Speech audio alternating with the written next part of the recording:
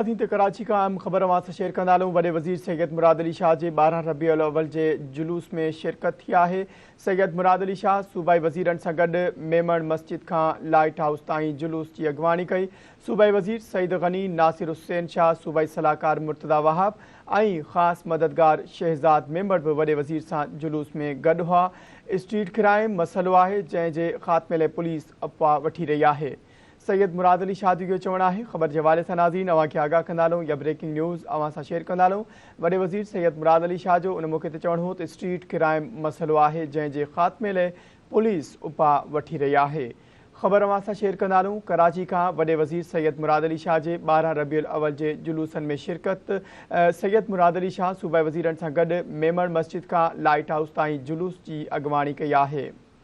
नाज़रीन अवां खे ॿुधाईंदा हलूं त अॼु 12 रबीउल अव्वल जो ॾींहुं वॾे जोश ऐं जज़्बे सां मल्हाए पियो वञे। केतिरनि ई शहरनि में जलसा जुलूस थी रहिया आहिनि, रैलियूं निकिरी विया आहिनि, जश्न मल्हाए पियो वञे। हिन वक़्तु कराची जे हवाले सां अवां खे आगाह कंदा हलूं त कराची में सिंध जे वॾे वज़ीर सैयद मुराद अली शाह जुलूस जी अॻवानी कई आहे।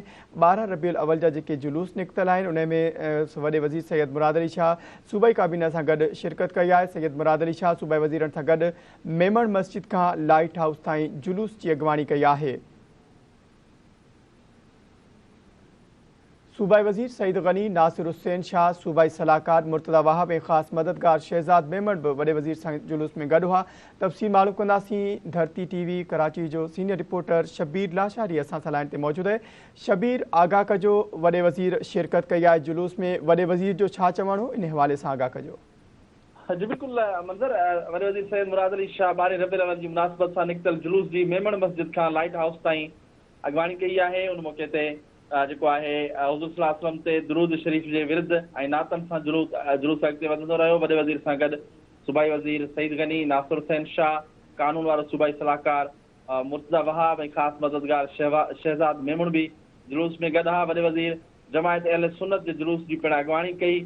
मीडिया सां ॻाल्हाईंदे वॾे वज़ीर सैयद मुराद अली शाह जो चवणु हो त सॼे आलम इंसानियत खे ईद मिलादुन नबी सल्लल्लाहु अलैहि वसल्लम जूं वाधायूं हुजनि। हुन चयो त मुस्लमाननि खे पाकिस्तान जी सालमियत, ॿोॾ वारी सूरत हाल सबबि थियल नुक़सान जे ख़ात्मे ऐं सिंधी ख़ुशहाली लाइ दुआ जी अपील आहे। वॾे वज़ीर वधीक चयो त हिन वक़्तु जेको आहे कश्मीर ऐं फ़लस्तीन जे मज़लूम माण्हुनि जूं ॾुखियायूं जेके आहिनि उहे बि आसान करण लाइ ख़ासि दुआऊं घुरियूं वञनि। वॾे वज़ीर चयो त असांजी पुलिस ऐं ॿियनि इदारनि दहशतगर्द जे ख़िलाफ़ सख़्तु महिनत कई आहे। पुलिस दहशतगर्द गिरफ़्तार पिणु कया आहिनि ऐं मुक़ाबलनि में बि दहशतगर्द क़तल थिया आहिनि। संदसि वधीक चवणो हो त स्ट्रीट क्राइम हिकु मसइलो ज़रूरु आहे जंहिंजे ख़ात्मे लाइ पुलिस क़दम खणी रही आहे। जी, वॾी महिरबानी शबीर आगाह करण लाइ।